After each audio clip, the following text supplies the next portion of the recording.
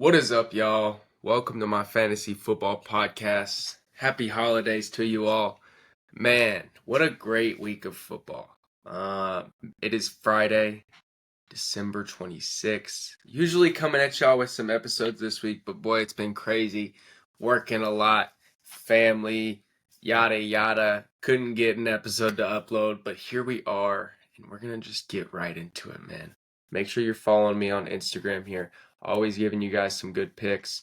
Everything on here. Always check this story. You know, we got the Chiefs playing yesterday. Turned out to be a very good game. Lost by 7. Game was very close. If Chris Jones doesn't jump off sides on 4th and 2, who knows if that play was ran? Who knows if they kicked the field goal? Either way, Chiefs were able to drive down the field. I think they could have brought it to overtime. That would have been a crazy thing if the Chiefs were able to take the Broncos to overtime, especially with the Chiefs sitting at 6-9 and the Broncos at 12-3. This just shows you that divisional football can really change games and that these teams know each other better than anyone else because they play each other so much. And this is just so cool to see. It makes me so excited to watch the Chargers and the Broncos play in Week 18. Cowboys, Commanders. Man, this game, the Cowboys had them the whole time. Commanders looked so bad in the first half. Commanders had a little bit of a comeback in the second half, but Cowboys were able to keep it away with their field goals. I don't think the Commanders really have a lot going for them. Personally, I was a little mistaken when I talked about them the other day, and I said that maybe they have something to play for, but I realized they are one of the oldest teams in the league.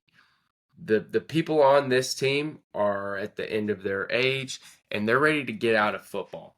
So I don't think they really have much in the tank, and I always dismiss the fact that Dak Prescott plays like a champion in every single game that doesn't matter. In any game that does matter, that's when he plays really bad. So that's what I'm going to stick to now, because when Dak is on the line, that's when he shites the bed.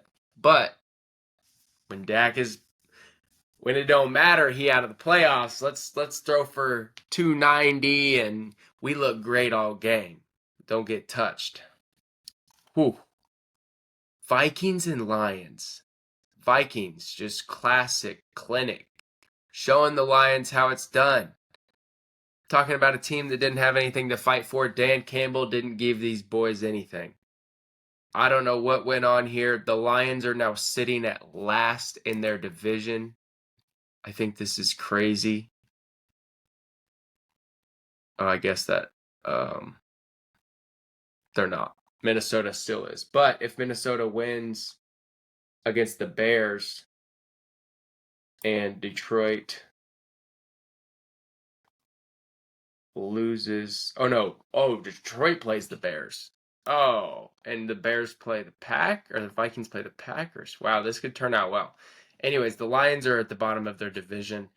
That's something we wouldn't see at the beginning of the season. It's like the Chiefs, the Bengals, the Ravens. I mean, man, this is crazy. You got all these really good teams, and they just don't find a way to get it done this season.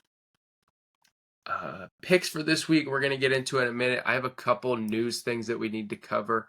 First and foremost, the Chiefs are leaving Missouri, going to Kansas. Here is a beloved, if you can't see, I know I'm small in the corner, but this is a beloved Chiefs Stadium replica right here.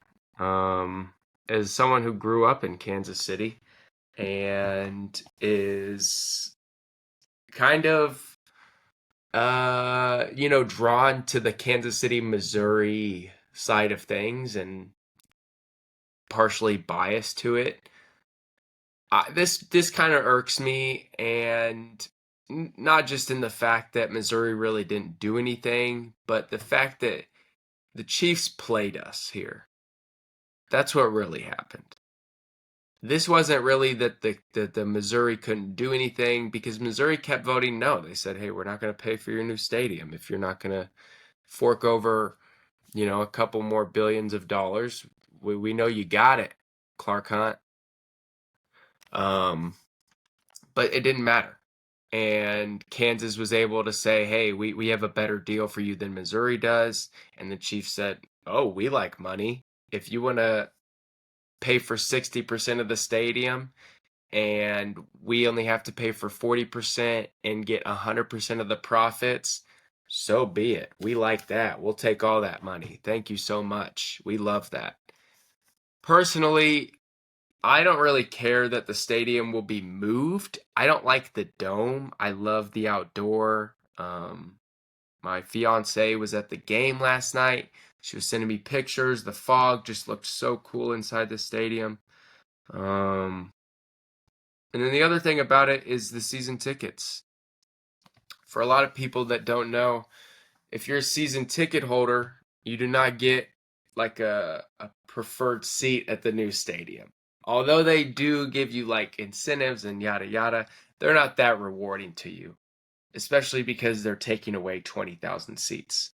So Arrowhead Stadium currently holds, or GEHA Field currently holds 88,000 people.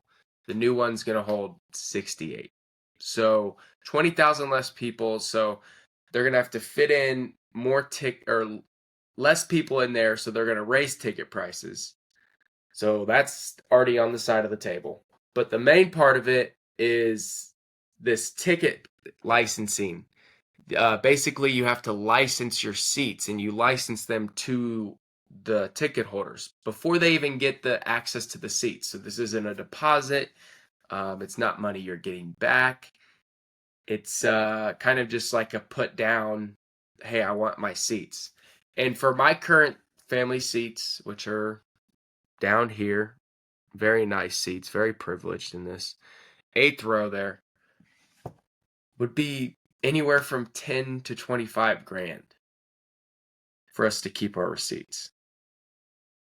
And that doesn't go towards tickets. It's kind of crazy. Obviously, this is going to be good for the Chiefs. It kind of drives up a couple ticket sales in the next years. You got all the local people coming. And the good thing is there's going to be stuff around the stadium. Hopefully they keep the atmosphere. But by this rendering, it just looks like the same thing, but in Wyandotte County instead of Raytown. Other than that, NFL news, DK Metcalf 2-game suspension. What is up with these receivers, man? DK, freaking Jamar Chase. These guys just want to not get paid, don't want to play football. I mean, control your feelings, man. You're getting paid the most money out of most people. I get it's an emotional game too, but when it's a fan or when it's a thing that's crossing the line, like spitting on someone or hitting someone, it gets childish, man. You don't think there's a camera on you? I mean, yeah, like right here. Imagine getting rage baited out of 45 million. Now, granted, he's not getting the 45 million, but what this means is that if he were to get injured next year, he doesn't get his money. And if he were to not play to his full capacity, they don't have to pay him his full guarantee in 2026 either. So this is what happens. Now, it's a potential. Obviously, if he keeps playing the way he does, he's in a good position because the Steelers want to pay him. They're not just going to not pay him.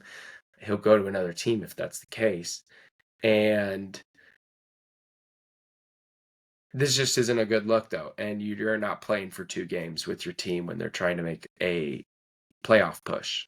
And you're the star wide receiver. So I just think this is so funny. Getting into NFL this week, too, I want to talk about standings in the AFC West. If the Chiefs would have won last night, would have pushed the Broncos and Chargers a little closer to each other. But it's still on the line. If the Chargers win this week against the Houston Texans, which will be a very big matchup tomorrow, they're also going to have to beat the Broncos the week after, and they would win the AFC West. So Broncos sitting once at 13 and 2 or 12 and 2. Now could lose the division. That's pretty crazy, man. That's a very good position to be in and still lose the division. Only other teams kind of in that position, I think would be there's no one really. Probably just the Seahawks and 49ers and Rams. I'd say those teams, but they're in the NFC West. So AFC and NFC West teams on top this year. The West is strong. Betting wise this week, I did not have too many plays out. This is probably my largest play besides a 49ers money line pick. I know there's a lot of public money on it, but I'm very confident in Brock Purdy and the 49ers lately. I also love the Jacksonville Jaguars, -2.5. Philadelphia Eagles, +10.5. Rams, -2.5. Saints, +7.5. And that's going to be a +160 ticket for about 180 payout off $70. So I'd go ahead and put this bad boy in. This is kind of my safe pick for this week. Also that 49ers moneyline parlay. If you guys don't want to get into those player props and stuff, this is your way to go. Pick'ems this week. Let's get right into it, man. Texans and Chargers. Kind of just talking about that matchup. I think, especially with Chargers at home, I think you have to give it to them. They've been playing some good football.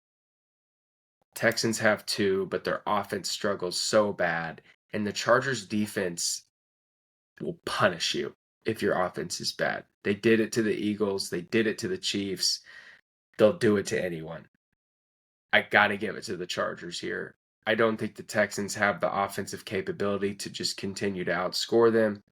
And I think the Chargers are on a strong run, especially having a chance to win the division here. Especially as a Bronco hater, I got to go with the Chargers here to beat the Texans at home on Saturday afternoon football. Saturday night football, Ravens, Packers. Oh boy, oh boy, oh boy. Packers at home all day and night. This is be a super duper cool game. I'm not too sure who the starting quarterback is for the Packers might be out of their starting quarterback, right? Is Malik Willis playing? Questionable with a shoulder injury. Uh-oh. If Malik Willis isn't playing, because I don't think Lamar will be. Lamar's doubtful.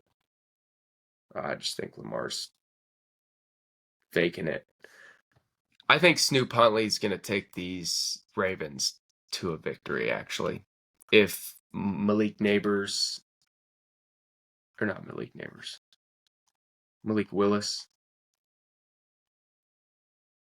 Yeah, Malik Willis isn't playing or Jordan Love. I don't think you can take the third string here. Snoop Huntley has been playing great offense this year when he needs to. Yep, so let's ride with the Ravens here, especially with them being questionable. I think the Ravens can also get after them and force them to go to the third string quarterback too. Seahawks, Ravens. Or Seahawks, Panthers. I'm still thinking about the Ravens there. That's such a toss-up, man, that Ravens-Packers game. I would totally stay away from that one in the betting world, though. Seahawks and Panthers here, man. Let's ride with the Panthers. Seahawks obviously beat the Rams last week. They're -7 on some major sports books, opening at 7.5. I'm going to take... Oh, I wish I could have that 7.5 right there. Can I find that right there? I want that one. Seahawks obviously 10-5 against the spread, but I think the Panthers have been playing football very, very good at home. What I'm worried is that the Panthers play really good and then really bad and then really good and then really bad and then really good and then really bad. What I'm confident in here is that the money is on Panthers. Man, let's ride with the Seahawks then. Let's fade the money and let's ride with the Hawks. Let's ride with the Hawks. If Javon, you're watching, I know you'd love this pick. Cardinals, Bengals. Tough one here. Obviously, two very bad teams. I think Jacoby Briskett's got something to prove here. I'm not saying they win, but I think they keep it within 7.5. Bengals just, I bet they rest a couple starters. I don't think they want to hurt anybody else this year. I think they just want to go clean reset next year. Maybe try a couple of young guys this year, see what they can do. Cardinals need to prove something. A lot of those guys. Steelers, Browns. -3.5? What's going on with that? Is that because DK Metcalf isn't playing? I don't think the Browns defense is that good. And I think in a divisional matchup, you give the Steelers 3.5 all day long. Jaguars, Colts, -6.5 with the Jags. Boy, these boys are on fire. I'm putting them. I have them at -2.5 in a parlay. I might ride the 6.5 on a straight up bet. That is a good bet right there. I think the Colts are thrashed. I don't even know if Phillip Rivers comes and plays this week. He doesn't have a reason to. Let's see what happens here. Buccaneers, Dolphins. I have to go Buccaneers -5.5 here. If the Buccaneers don't win here, because the Buccaneers still have a chance to potentially get back in their division, get back in the playoffs. They're not eliminated. But if they do lose here, and they have a 55% chance to win their division. Because if they win this week and they win against the Panthers next week, they're back in it. They really need this. Baker Mayfield obviously playing with that hurt shoulder. We don't really know what's going on with that, but I think they can get it done against Quinn Ewers, who last week the Dolphins lost to the Bengals 21-45. And Quinn Ewers was 20 for 30, 2 interceptions. Be on the lookout for another interception this week and Devon Achane to get fed. And maybe Jalen Wright to get a couple carries as well. Looks like Quinn Ewers rushed a couple times as well. Ollie Gordon, keep him out. They're going to put him on the sports books. Don't even bet him. He's the facade. Where was that? All right, right here. Patriots, Jets, -13.5. Woof. We have to go with the Jets. We just watched this play out last night. Divisional game. Patriots doing great. Jets, nothing to lose, buddy. They want to put this game as much close as they can. They want to ruin the Patriots season. You got to ride with the Jets here. There is a hatred fueled in New York, and I promise you they want to beat the Patriots. And I bet they can keep it close. They know these guys. Saints, Titans, -2.5 on the Saints. This is the easiest pick I've ever made all year. Y'all see how fast that was? Saints, fast. Against those Titans? Come on now. Doesn't look like any major injuries. It's already kind of a skeleton crew anyways. Titans aren't nothing to write home about. They may have looked good against the Chiefs last week, but that's a Chiefs team that barely knows each other. Giants, Raiders here. This is a tank off. The loser of this game gets the number 1 pick of the draft next year. I don't know who gets it, man. I think it'll probably end up being the Raiders. I think they need it. And I think that the Giants don't. I think the Giants have enough picks, and I think the Giants might go out there and still try to win them. We're sitting at 51% on the Raiders.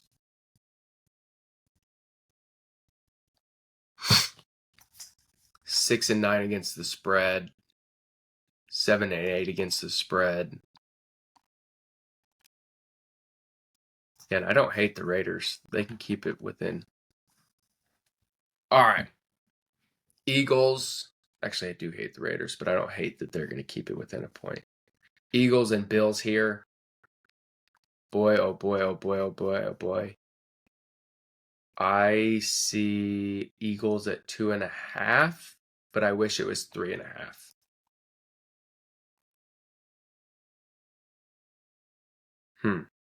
This is just a pick 'em here. So this is really a toss-up. I gotta ride, and this sounds so bad. I gotta ride with the Eagles, man.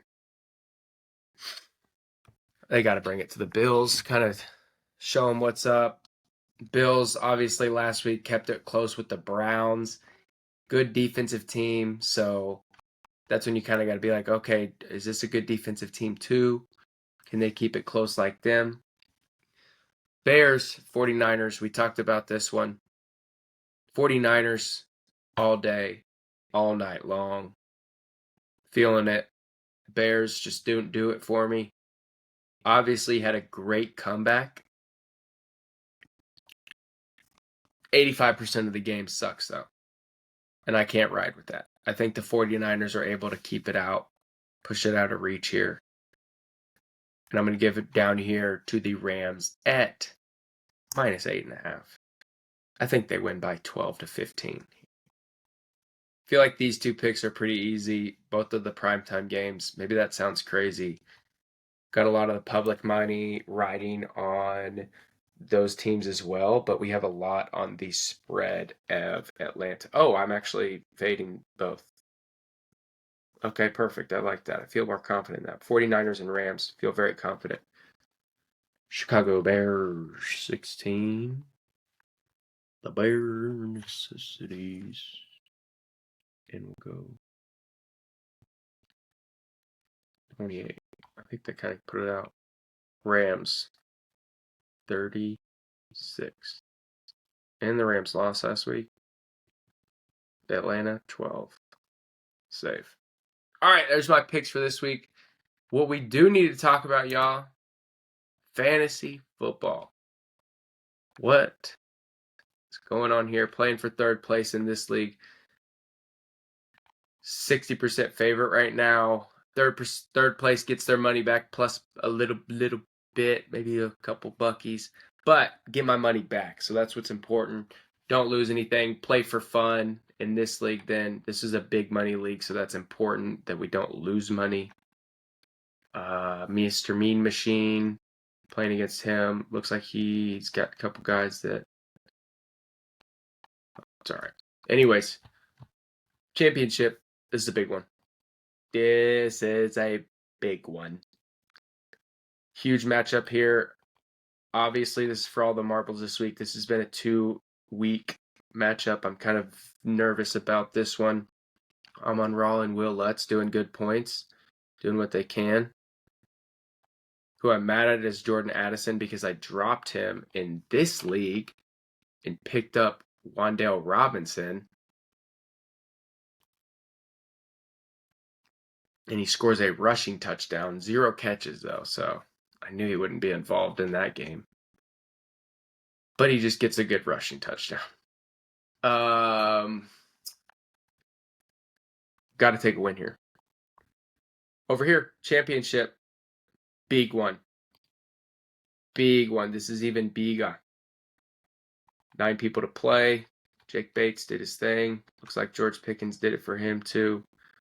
I'm excited. I think Taysom Hill right here is my gnarly assassin.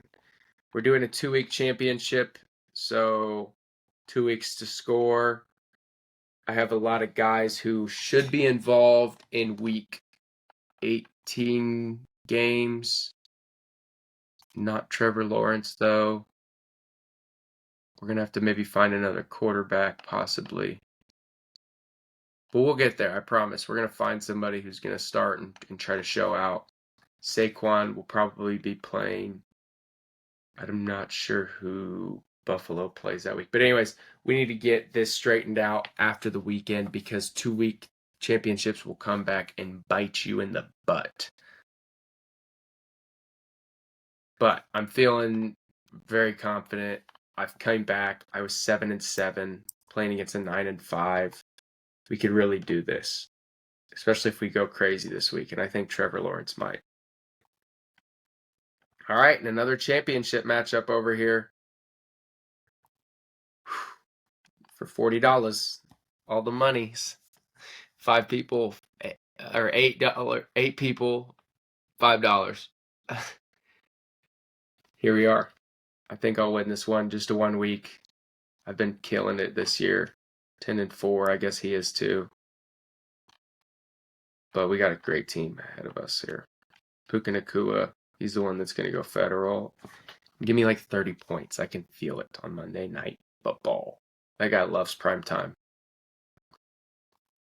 Other than that, I do not have too much. I love this Colts logo, though. It's pretty cool.